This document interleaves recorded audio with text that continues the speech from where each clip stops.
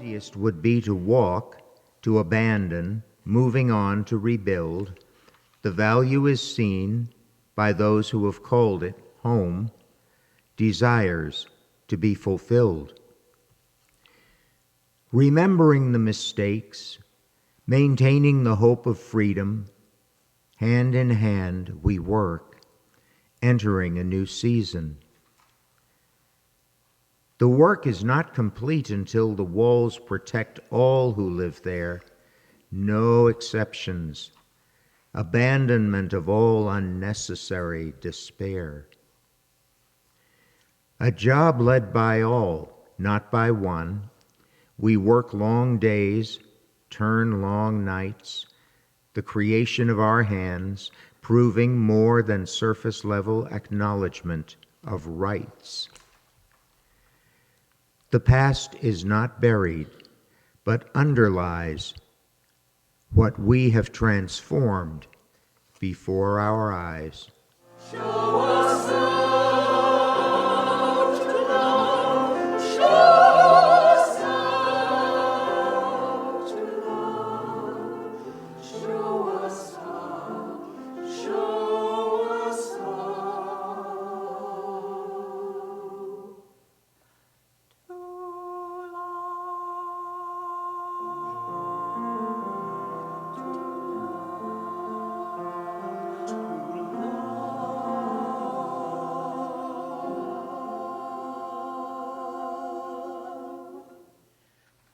I don't know how many of you may have heard of Father Gregory Boyle and Homeboy Industries.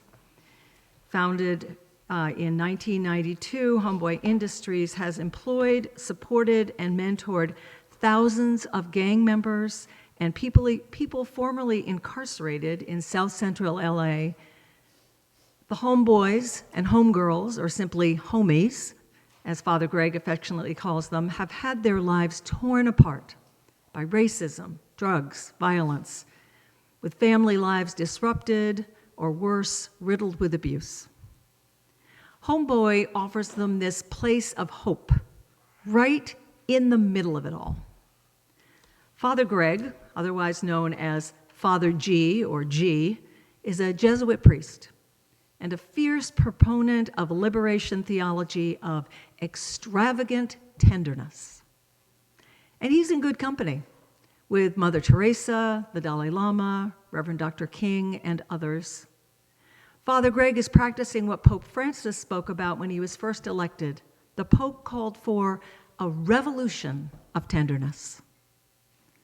Father Greg's life is his message, recognizing the humanness in even the most hardcore gang members, seeing it before they can see it themselves, and offering them hope.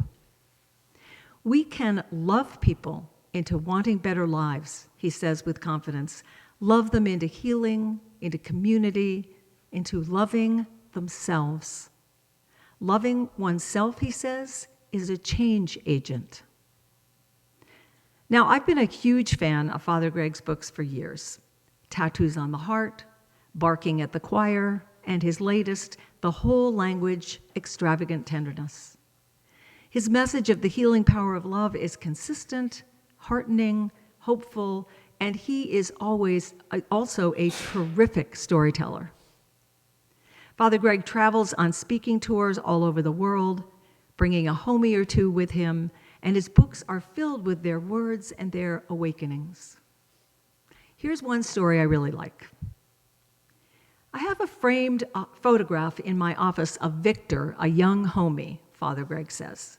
He's receiving a bouquet of flowers from the Queen of Sweden in Sweden. It's a long story, he says. Very smart kid. I'd met him in a probation camp, and he later told me that he taught himself French in the camp. Why'd you learn that, I asked. I was bored, he said. Victor flew home from Sweden and came straight to the office, jet-lagged and giddy. He stopped me 3 times that day to hug me and say, "That was life-changing.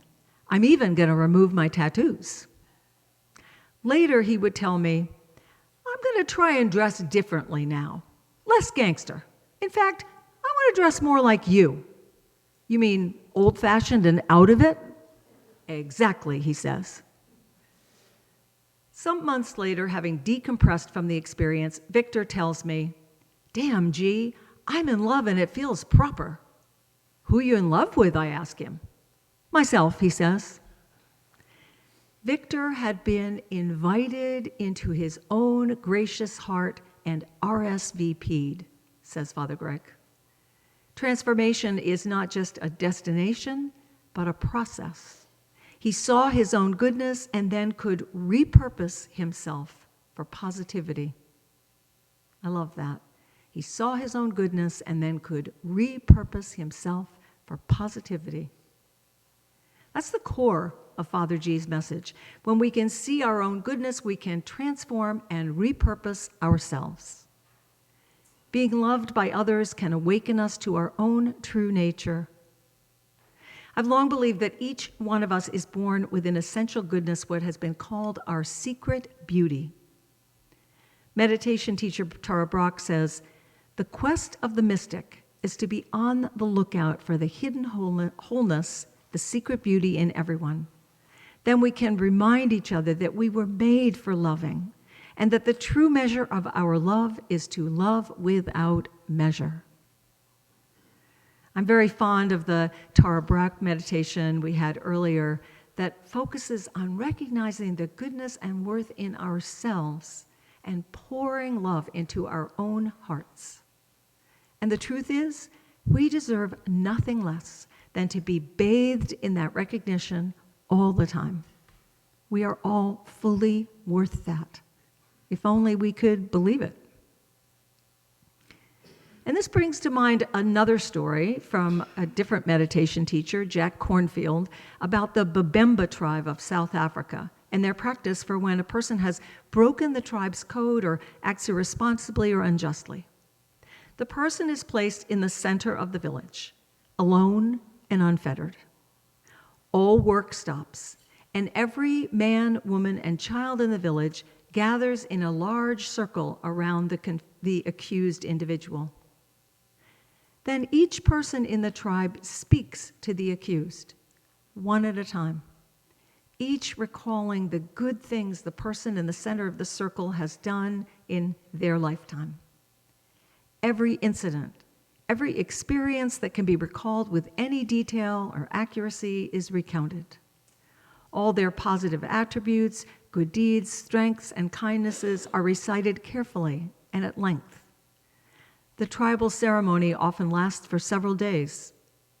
At the end, the tribal circle is broken, a joyous celebration takes place, and the person is symbolically and literally welcomed back into the tribe.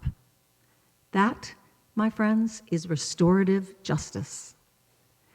Both the restorative practice of the Babemba tribe and the work of places like Homeboy brings people back to wholeness, to health, to the fullness of their own truth, because none of us are whole until all of us are whole.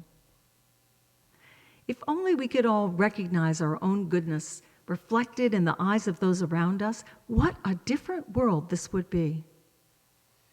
Our essential goodness, that secret beauty within each of us, when others hold up a mirror and reflect that beauty, everything begins to change. And it actually doesn't require a lengthy ritual or entire organization for this to happen. Here's another story. The first McDonald's in Moscow opened in 1990. Many months of training preceded the grand opening.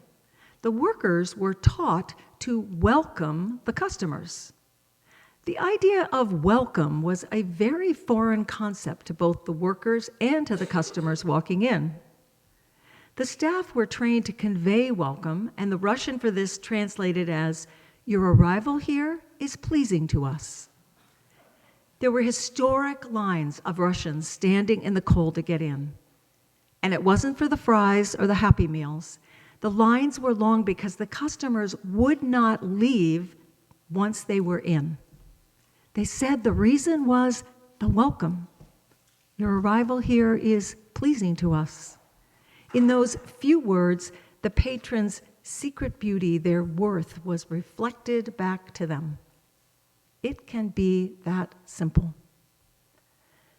The hard part, says Father Greg, is to believe in our own goodness, our nobility. Yet we don't become noble, he says. We locate our nobility. The hard part is embracing our inner nobility, beauty, and goodness. Unfortunately, too often for all of us, it's the frightened, damaged self that takes center stage. But we can learn to catch ourselves. The homies think that this is their truth, Father Greg says. They get caught in the downward spiral and repetitive cycle of unworthiness and shame. The flip side of this is developing a different way to define. To define yourself in donation rather than deficit. It's not that they've forgotten their original goodness, but they've never been properly introduced to it. It's not that they've forgotten their original goodness, they've just never been properly introduced to it. And isn't that true for most of us to some degree? Isn't that why a meditation exercise where we hold up a mirror to our own beauty and worthiness can bring some of us to tears? Or for some of us might feel like an impossibility. We've just been never properly introduced to our own goodness. How easy it is for us to believe and invest in our not good enough identity, to believe that the damaged self is who we are, and then we just never want to be who we are. There's one more story Father Greg tells, and this one might be my favorite. Sam, a Homeboy alum, had arranged for composer and pianist Eric Genius, who has performed at Carnegie Hall, to give a concert at Pelican Bay Prison, a supermax facility on the California coast. Eric plays the piano and has a couple of friends who accompany him on strings. Sam had secured permission for 200 inmates, but only 60 showed up, and Sam was a bit disappointed. Eric had planned to play for 45 minutes and then engage in a question and answer session for another 15 minutes. He began to play, and something descended on those folks gathered in the gym. There was a reverent stillness thick in the air. Inmates and guards alike were held in this music spell. It was the most glorious thing Sam had ever witnessed there. He looked at the prisoners, and soon they were all sobbing. He saw that the guards were discreetly flicking away tears. The magnificent music had detonated some release so welcome and unexpected.